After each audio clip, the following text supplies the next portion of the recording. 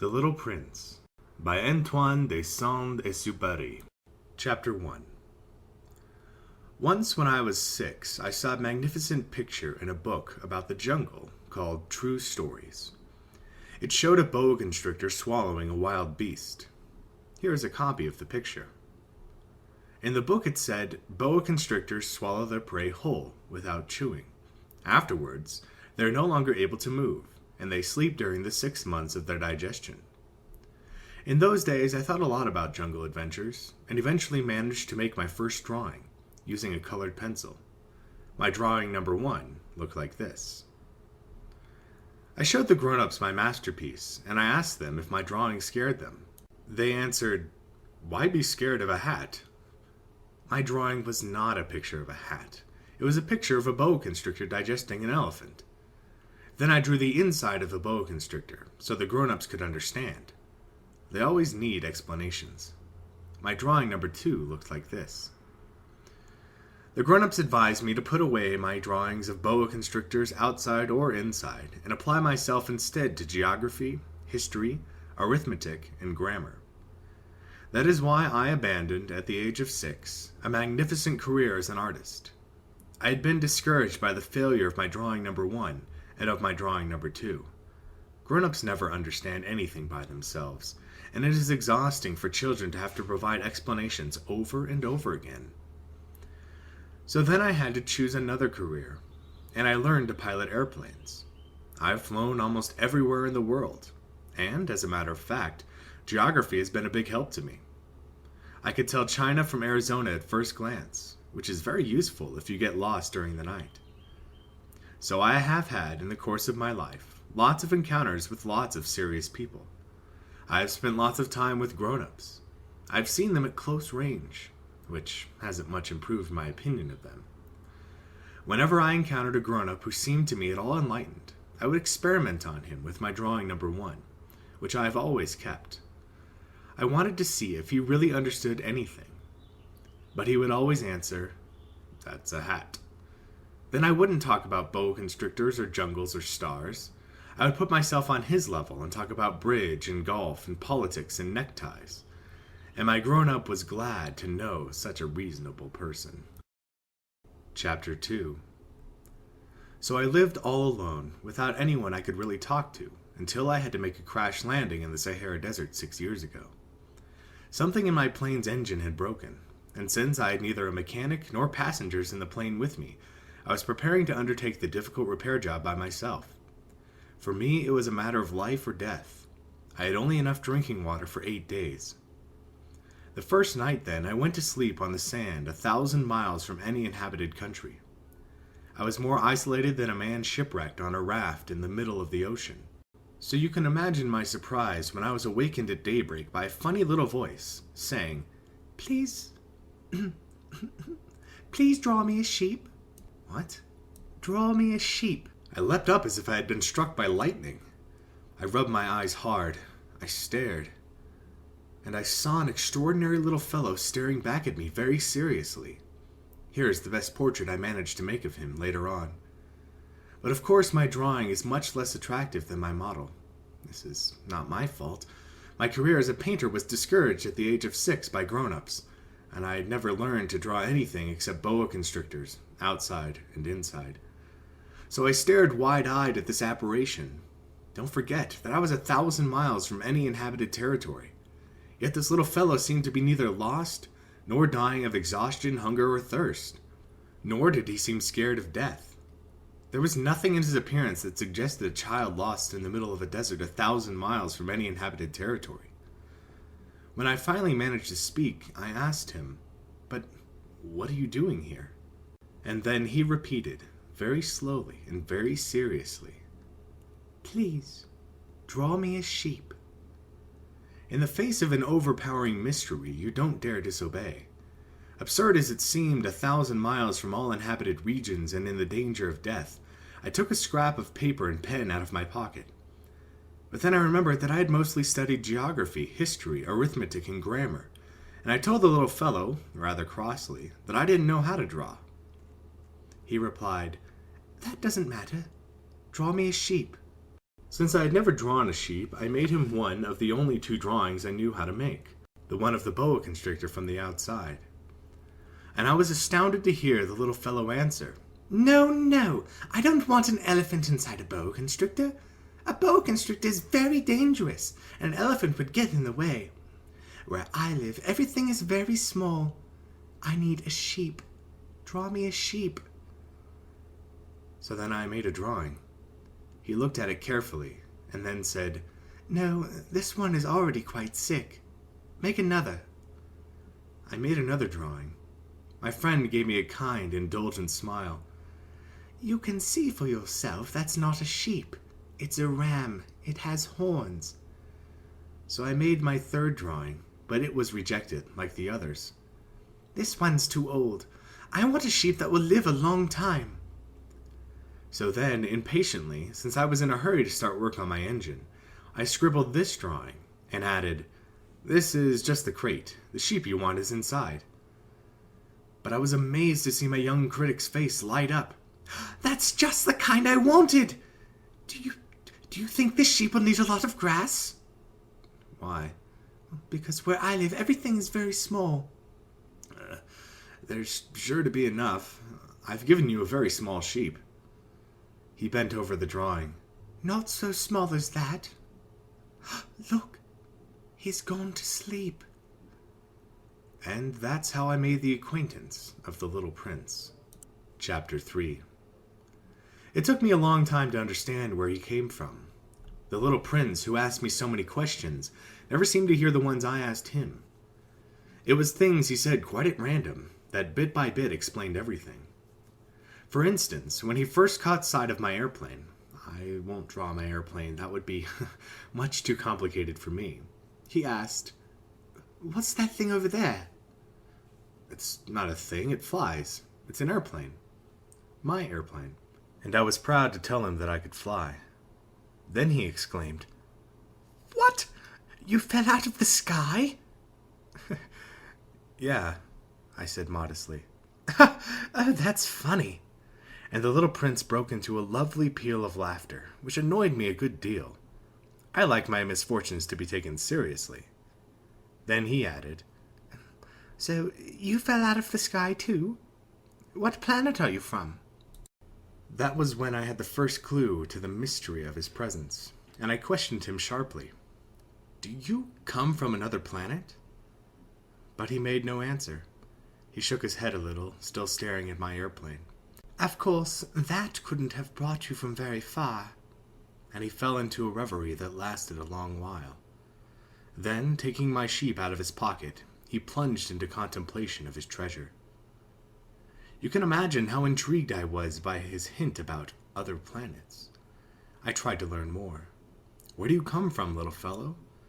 Where is this 'where I live' of yours? Where will you be taking my sheep?" After a thoughtful silence, he answered, "The good thing about the crate you've given me is that he can use it for a house when it's dark." "Of course. And if you're good, I'll give you a rope to tie him up during the day, and a stake to tie him to." This proposition seemed to shock the little prince. "Tie him up? What a funny idea." "But if you don't tie him up, he'll wander off somewhere and get lost." My friend burst out laughing again. "Where could he go?" "Anywhere. Straight ahead." Then the little prince remarked quite seriously, "Even if he did, everything's so small where I live." And he added, perhaps a little sadly, "Straight ahead, you can't go very far." Chapter 4. That was how I learned the second most important thing, which was that the planet he came from was hardly bigger than a house. That couldn't surprise me much. I knew very well that except for the huge planets like Earth, Jupiter, Mars, and Venus, which have been given names, there are hundreds of others that are sometimes so small that it's very difficult to see them through a telescope. When an astronomer discovers one of them, he gives it a number instead of a name. For instance, he would call it Asteroid 325. I have very serious reasons to believe that the planet the little prince came from is asteroid B612. This asteroid has been sighted only once by telescope, in 1909 by a Turkish astronomer, who had then to make a formal demonstration of his discovery at an international astronomical congress. But no one had believed him on account of the way he dressed. Grown-ups are silly like that. Fortunately for the reputation of asteroid B612, a Turkish dictator ordered his people, on pain of death, to wear European clothes. The astronomer repeated his demonstrations in 1920, wearing a very elegant suit. And this time, everyone believed him. If I've told you these details about asteroid B612, and if I've given you its number, it's on account of the grown-ups. Grown-ups like numbers. When you tell them about a new friend, they never ask questions about what really matters. They never ask, what does his voice sound like? What games does he like best? Does he collect butterflies? Instead, they ask, how old is he? How many brothers does he have? How much does he weigh? How much money does his father make? Only then do they think they know him. If you tell grown-ups, I saw a beautiful red brick house, with geraniums in the windows and doves on the roof, they won't be able to imagine such a house. You have to tell them, I saw a house worth 100,000 francs. And they will exclaim, what a pretty house. So if you tell them, the proof of a little prince's existence is that he was delightful, that he laughed, and that he wanted a sheep. When somebody wants a sheep, that proves that he exists. They shrug their shoulders and treat you like a child. But if you tell them, the planet he came from is asteroid B612, then they'll be convinced, and they won't bother you with their questions. That's the way they are. You must not hold it against them. Children should be very understanding of grown-ups. But, of course, those of us who understand life couldn't care less about numbers. I should have liked to begin the story like a fairy tale. I should have liked to say, once upon a time, there was a little prince who lived on a planet hardly any bigger than he was, and who needed a friend. For those who understand life, that would sound much truer. The fact is, I don't want my book to be taken lightly. Telling these memories is so painful for me. It's already been 6 years since my friend went away, taking his sheep with him. If I try to describe him here, it's so I won't forget him. It's sad to forget a friend. Not everyone has a friend. And I might become like the grown-ups who are no longer interested in anything but numbers. Which is still another reason why I bought a box of paints and some pencils. It's hard to go back to drawing at my age, when you've never made any attempts since the one of the boa from inside, and the one of a boa from outside at the age of 6. I'll certainly try to make my portraits as true to life as possible, but I'm not entirely sure of succeeding. One drawing works, and the next no longer bears any resemblance. And I'm a little off on his height, too. In this one, the prince is too tall, and here he's too short, and I'm uncertain about the color of his suit. So I grope in one direction and another as best I can. In the end, I'm sure to get certain more important details all wrong. But here you'll have to forgive me. My friend never explained anything. Perhaps he thought I was like himself. But I, unfortunately, cannot see a sheep through the sides of a crate. I may be a little like the grown-ups. I must have grown old. Chapter 5. Every day I'd learn something about the little prince's planet, about his departure, about his journey. It would come quite gradually, in the course of his remarks. This is how I learned on the 3rd day about the drama of the baobabs. This time, too, I had the sheep to thank. For suddenly the little prince asked me a question, as if overcome by a grave doubt. Isn't it true that sheep eat bushes? Yes, that's right. Ah, I'm glad. I didn't understand why it was so important that the sheep should eat bushes, but the little prince added, and therefore they eat baobabs too. I pointed out to the little prince that baobabs are not bushes, but trees as tall as churches, and that even if he took a whole herd of elephants back to his planet, that herd couldn't finish off a single baobab. The idea of a herd of elephants made this little prince laugh. We'd have to pile them on top of one another, but he observed perceptively. Before they grow big, baobabs start out by being very small. True enough, but why do you want your sheep to eat little baobabs? He answered. Oh, come on, you know, as if we were talking about something quite obvious. And I was forced to make a great mental effort to understand this problem all by myself. And in fact, on the Little Prince's planet there were, as on all planets, good plants and bad plants. The good plants come from good seeds, and the bad plants from bad seeds. But the seeds are invisible. They sleep in the secrecy of the ground until one of them decides to wake up. Then it stretches and begins to sprout, quite timidly at first, a charming, harmless little twig reaching towards the sun. If it's a radish seed or a rosebush seed, you can let it sprout all it likes. But if it's the seed of a bad plant, you must pull up the plant right away, as soon as you recognize it. As it happens, there were terrible seeds on the Little Prince's planet. Baobab seeds. The planet's soil was infested with them. Now, if you attend to a baobab too late, you can never get rid of it again. It overgrows the whole planet. Its roots pierce right through. And if the planet is too small, and if there are too many baobabs, they'll make it burst into pieces. "It's a question of discipline," the Little Prince told me later on. "When you've finished washing and dressing each morning, you must tend to your planet. You must be sure you pull up the baobabs regularly, as soon as you can tell them apart from the rose bushes, which they closely resemble when they're very young. It's very tedious work, but very easy." And one day he advised me to do my best to make a beautiful drawing, for the edification of the children where I live. "If they travel some day," he told me, "it could be useful to them.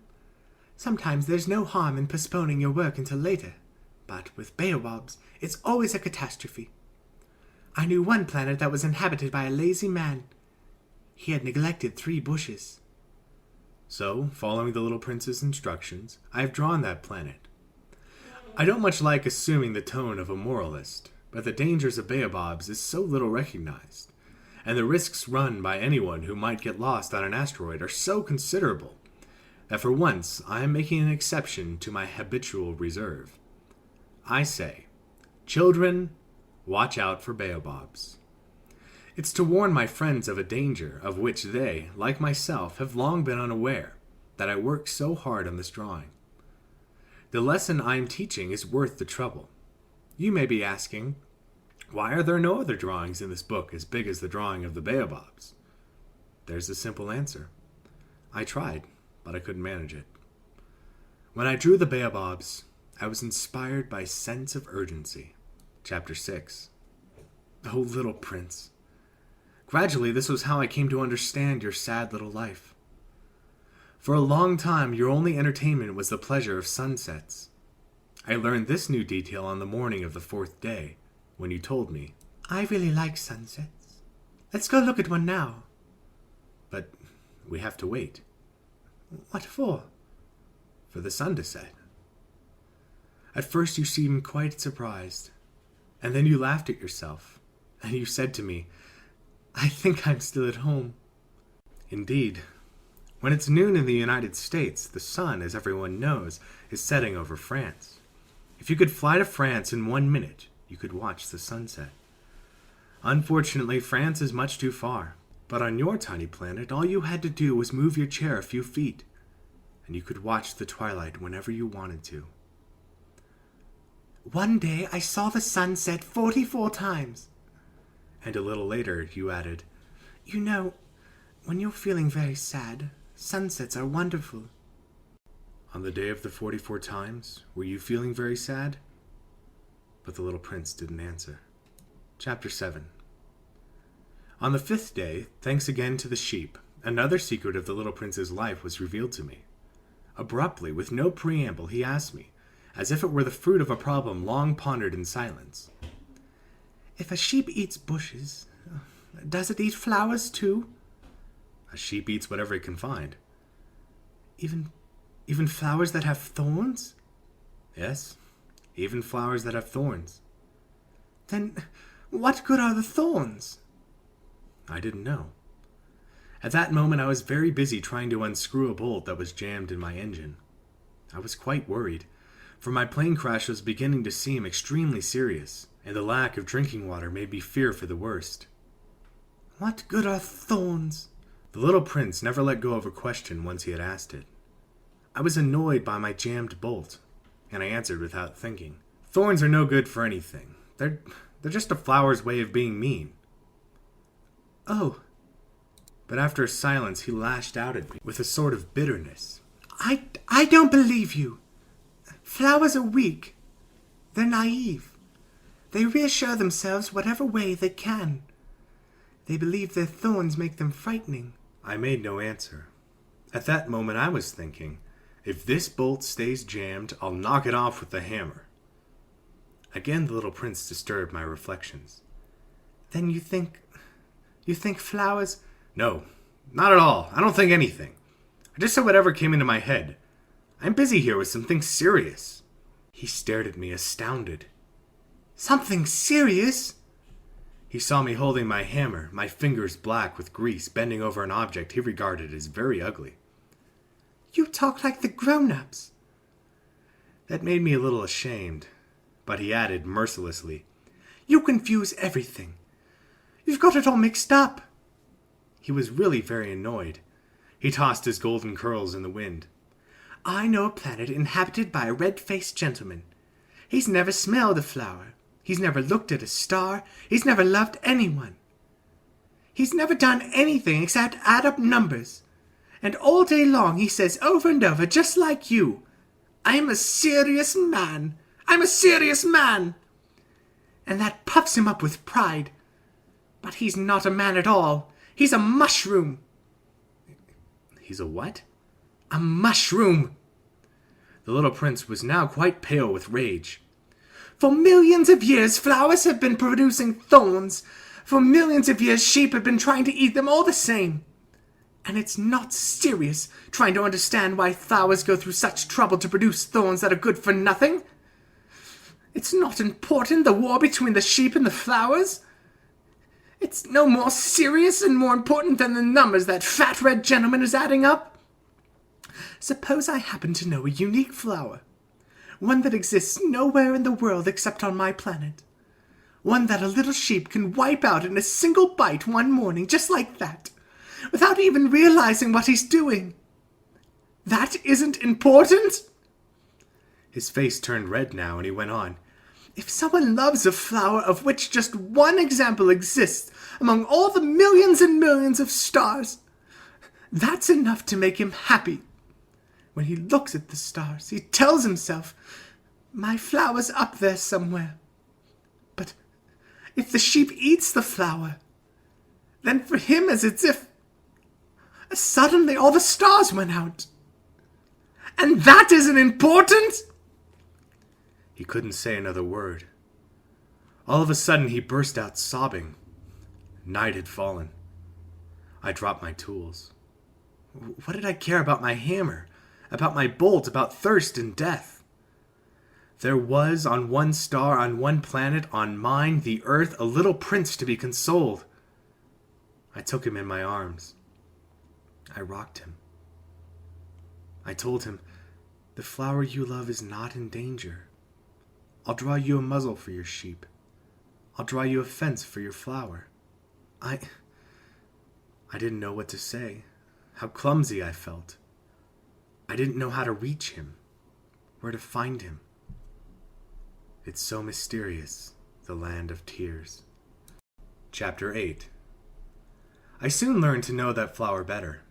On the little prince's planet, there had always been very simple flowers, decorated with a single row of petals, so that they took up no room at all and got in no one's way. They would appear one morning in the grass and would fade by nightfall. But this one had grown from a seed brought from who knows where, and the little prince had kept a close watch over a sprout that was not like any of the others. It might have been a new kind of baobab. But the sprout soon stopped growing and began to show signs of blossoming. The little prince, who had watched the development of an enormous bud, realized that some sort of miraculous apparition would emerge from it. But the flower continued her beauty preparations in the shelter of her green chamber, selecting her colors with the greatest care and dressing quite deliberately, adjusting her petals one by one. She had no desire to emerge all rumpled like the poppies. She wished to appear only in the full radiance of her beauty. Oh yes, she was quite vain, and her mysterious adornment had lasted days and days. And then one morning, precisely at sunrise, she showed herself. And after having labored so painstakingly, she yawned and said, I'm hardly awake. Forgive me, I'm still all untidy.